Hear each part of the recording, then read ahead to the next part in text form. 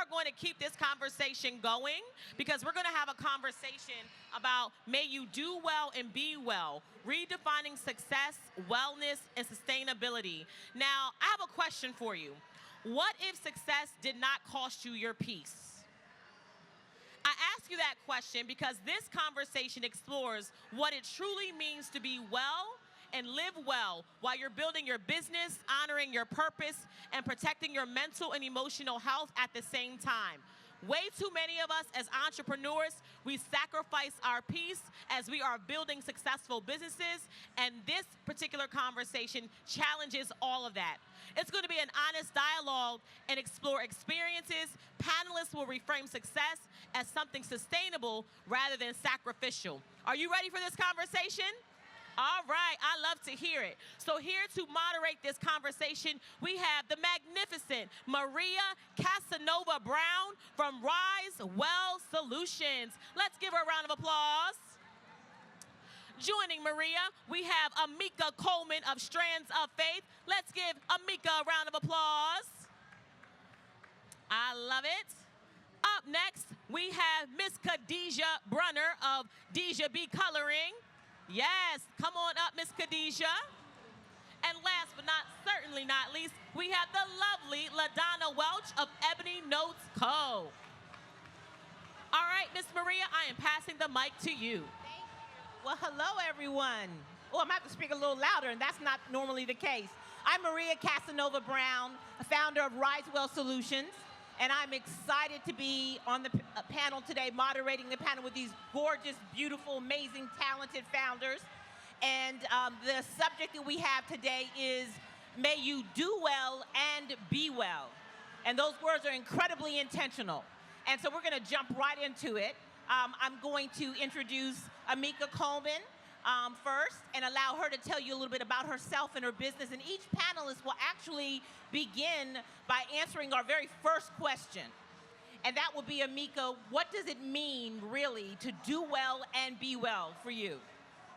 So my name is Amika Coleman. I'm the founder and CEO of Strands of Faith. We're a purpose-driven, moisture-first beauty brand that brings joy to textured hair. And doing well and being well for me means showing up fully and authentically as who I am without diluting and watering myself down. So many times along the journey, it can be so tempting to fall into what everybody else wants us to become and to be, and we lose ourselves in the process.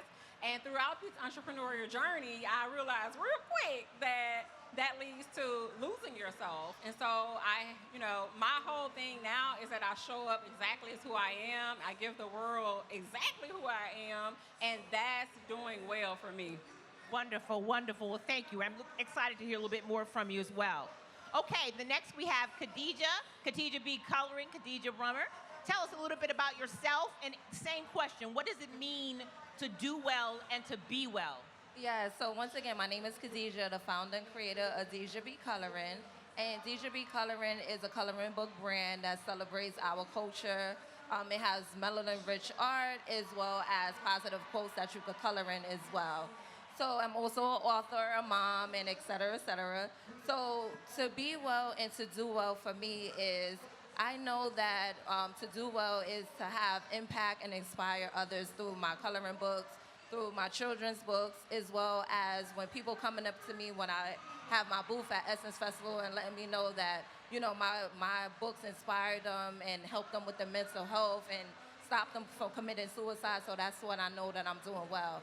And how do I know that I'm being well is when I have the clarity and the mental peace, right? And I'm able to spend time with my children and my family, and I'm following my purpose. Thank you. Okay, and last but not least, we have the amazing LaDonna Welch of Ebony Notes. Please share with us what does it mean for you, and tell us a little bit about your business as well. Well, I am LaDonna Welch, and Ebony Notes is a wellness brand that supports Black women on their road to healing as they prioritize their well-being. And I do that with resources, tools, and elevated experiences. And I have stationery, and I have a mobile app with affirmations for the Black community that is free to download if you have an Apple device. And for me, what it means to be well and do well is for me to honor the season that I'm in. And by honoring the season I'm in, I'm not like being down on myself by where I am. I'm kind of going with the flow of, I'm not rushing anything. And I'm just honoring where I am in that moment and not trying to do more than what's meant for me to, what's meant to happen in that moment. Wonderful. Well, thank you for that. And on that note, we're going to start off with our first question, and I'm going to give it to you specifically, Amika. And when we talk about doing well and being well, and in particularly in today's world, we have so many images of what it means to do well and to be well. And if we're not careful, we can buy into other people's perspective about what success looks like.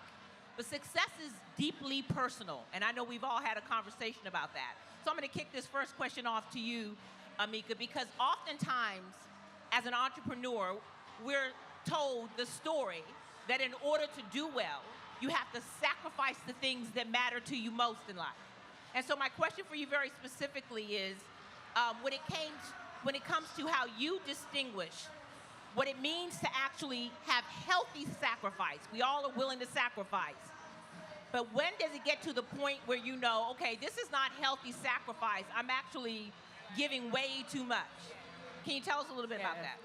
So one of the things I realized quickly on this journey is that there's a difference between sacrificing for your purpose and sacrificing yourself for your purpose. And the difference is when you're sacrificing for your purpose, you're doing things that's in alignment with the ultimate goal and the impact you desire to create. But when you're sacrificing yourself for your purpose, you're saying yes to opportunities just because the opportunity is in front of you. And eventually that leads to burnout. And you find yourself like on this hamster wheel and trying to figure things out. And so I had to pull myself back in and ask myself the question, is this opportunity going to bring me peace? If it doesn't bring me peace while it's leading me to my purpose, then it's too expensive. And not expensive financially, but expensive, like, how is it stealing my joy? How is it pulling me away from my family? Like, all of those things are very important. And so sacrifice is something that we all do when we're running a business, but there is a balance in between it. And that balance looks different for every single person.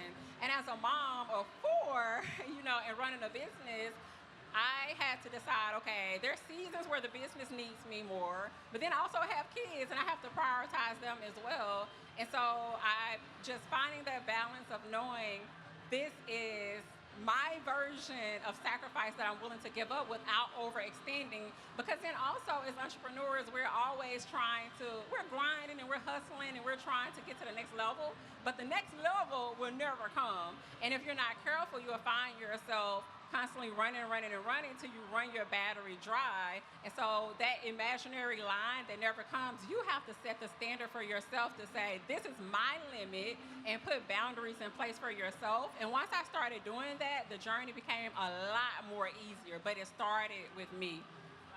I love the fact that you said the question started with, is this opportunity going to give me peace and give me joy?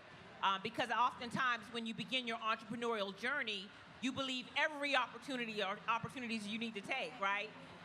And what you're saying is that is not the case. You have to really know which ones. Which really kind of leads us to our next question, and I'm going to go to you specifically, Deja, because oftentimes you learn these lessons because you didn't do it the right way. Can anybody, attest to that? And so my question is, was there a time in your entrepreneurial journey, Deja, where your choice to do well was pulling against what you needed to be well? You realized you were really out of balance. Yes, I remember a moment, I want to say a few weeks before the pandemic. I just got a promotion as a senior business analyst. I'm a single parent. I'm also, a lot of people may not know, but I'm a recording artist. I have a song with the rap group Allure from the 80s and stuff like that. So we was doing different shows and stuff like that. So literally, I want to say a week later, that's when the pandemic hit, and we were stuck in quarantine, right? So now I just got this new promotion. Now we have to work from home. I have a son that was just starting kindergarten. I have a daughter that just started. So it was all these new things happening all at once. when the pandemic happened, and it caused me a little stress and anxiety. I felt overwhelmed. And someone told me that coloring books will help out with that, with stress and anxiety. But when I went to go look for it, the coloring books didn't really represent us.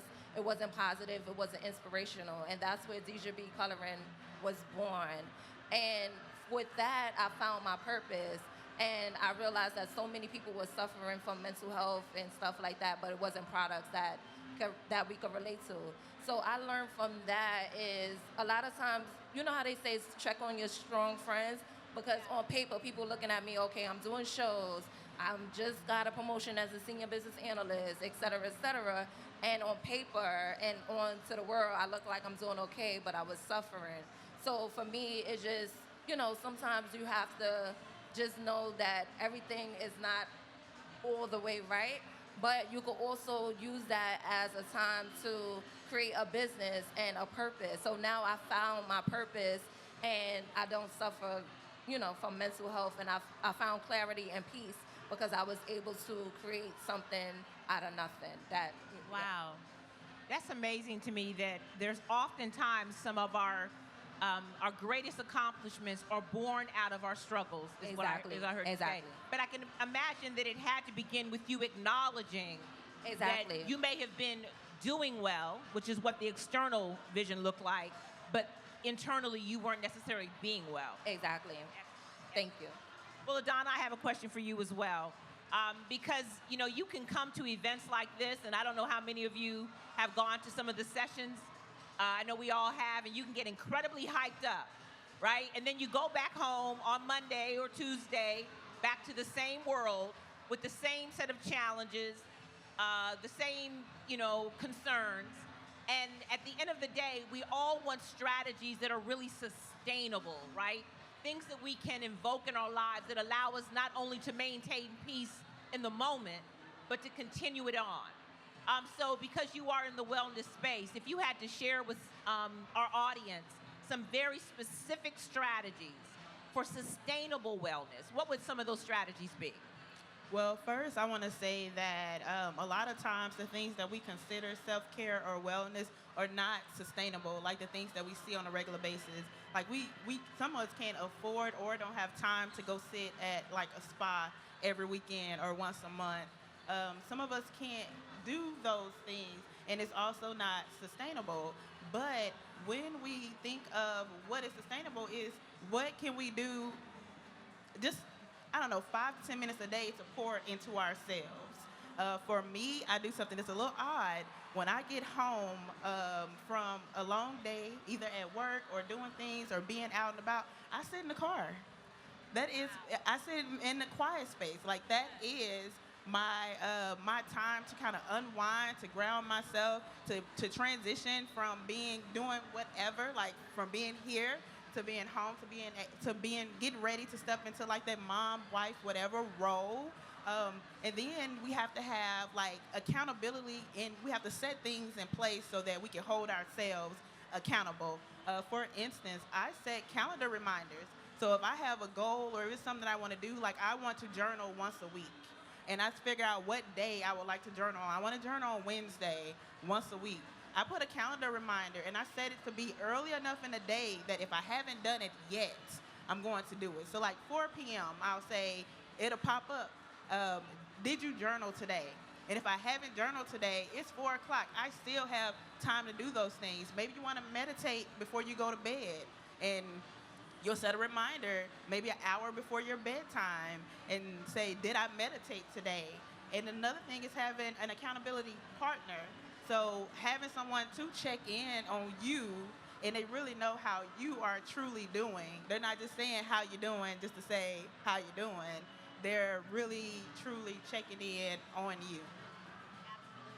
I'd love to hear from you all as well, because again, these tips sometimes can seem so simple, but then when you really look at it, like, wait, I can actually apply that this evening. So what's one sustainable tip that you've been able to leverage around being able to take care of yourself? So for me is letting my no be no. I was that type of girly that no matter what you ask me for, because I like to give, I like to help people, and I'm always giving to people. And I had to let my no be no. It's okay to say no to things. And how I judge whether I say yes is I see if I have the mental capacity. I might not have the mental capacity to handle whatever it is that you want me to handle, right? Also, whatever opportunity comes to me, I see if it aligns with my purpose, right? Does it go to my mission? Does it help with mental health? Is this going to inspire people? And then I also look at the cost. What is it going to cost me? Is it going to take me away from my family? Is it going to cost me money, travel, time? The most precious thing that we have is our time, right? So before I say yes to an opportunity, I go through those three things and see if it's going to be worth it. And for me, it has been simply allowing myself to rest. I think so many times we feel like we Hold have on, to... say that again. Allowing myself to rest. I said, say it one more time. Allowing myself to rest. Yeah. Because Yes, so many amen. times we feel like we have to earn rest, like we're beating ourselves into the ground. And I found myself one day, I woke up, I had a full calendar and a list of things to do. And my body said, not today, sis. And so it sat me down. I found myself laying in a bed, looking up at the ceiling. And that simple act was so rejuvenating for me. And so now after that, I work that into my schedule to allow myself that time to rest. And then LaDonna mentioned the car. How many of y'all have ever sat in a car to just recuperate? That is a real simple yet powerful thing. Last week, I pulled in the driveway and I texted my husband. I said, listen, don't send those kids outside because every time I drive up there, I was like, I just need a breather. And that is enough. And so it's just the simple things that we can incorporate every day that doesn't cost anything that you can put into your routine. Right. And then I want to piggyback on you saying allowing yourself to rest. I just want to let everyone know that they always say that you can't pour from an empty cup. I'm going to tell you that you should be pouring from a place of overflow. You know how your cup has a little saucer under it? That's where you should be pouring from. Everything that's in your cup is for you, and that's not selfish. So just remember that you should be pouring from a place of overflow. And if your cup is just to the tippy top and nothing's coming out, it's not for you to give. You have to wait until you have something to give. And I know LaDonna, when we all met, I gotta say I had never heard that. I'd always heard don't pour from an empty cup, and that made sense to me. And that makes sense to a lot of you. And so you almost can physically see your cup getting lower and lower and lower. And what LaDonna taught me was no, the cup is for you, the whole cup. Right? And the overflow is Yes, for it everyone is. else. And also, as Absolutely. Black women, we have been conditioned to work hard, work yourself to death, the hustle culture and the stuff like that. And you don't have to, I'm in my soft girl era, Sometimes I do drop off laundry. You should see the older Black woman looking at me, oh my God. So sometimes you have to do stuff for yourself and it's okay. Yes, yes. Well, as we close out, this next discussion or final discussion really is about permission, because all of the tips are amazing, and I know a lot of you probably heard some things that thought, oh, I could try that, but it really boils down to you giving yourself permission, right? So I want you to think about 5 to 10 years from now, when you all remember coming to Essence Fest 2026, what's the one tip you want everyone to remember for having been in this room with you today? I'll start with you, LaDonna. Oh, we're going to start with me. Okay. The one tip, I'm just going to repeat what I said. The one tip I want every single one of y'all to remember is that what's in your cup is for you, and you do not have to give that to anyone else. You need to pour from a place of overflow. Excellent. What about you, Deja? I'm going to be a broken record, but I want to say just let your no be your no. No And be it's no. okay to say no to some things. You don't have to do everything for everyone. What about you, Amika? And my tip would be to keep the faith, because that applies to every single thing in life. When you're feeling low, when you're feeling down, when you're in a valley, keeping the faith is all you need to keep going and being hopeful for your next. And I'll just add to that in this 1 second. Define your own success. What I love about all of these founders, that you all have your own definition of what success is, and it begins with the truth, so that may you all not just do well, but be well. Thank you so much, ladies. Thank you so much. Thank you. Thank you. And baby, I'm on one tonight. Ready, set,